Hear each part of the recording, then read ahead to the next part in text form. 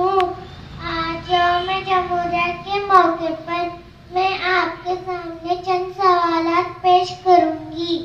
अस्सलाम वालेकुम व रहमतुल्लाहि बरकातुहू। मेरा नाम कुरतुल ऐन है। मैं अव्वल जमात में पढ़ती हूँ।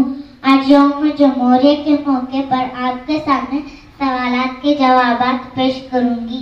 नंबर 1, भारत में यौम जमहूरिया कब मनाया जाता है? भारत में यौम जमहूरिया 26 जनवरी को मनाया जाता है।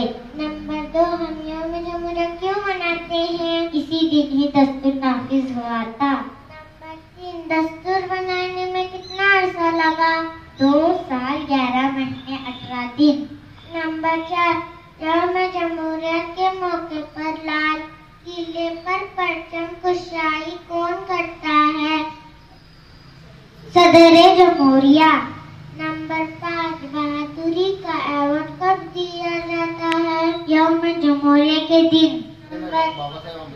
नंबर 7, यौम जमहूरिया की परेड कहाँ से शुरू होती है? राष्ट्रपति भवन से।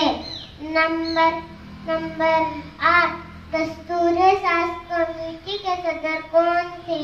डॉक्टर राजेंद्र प्रसाद थे।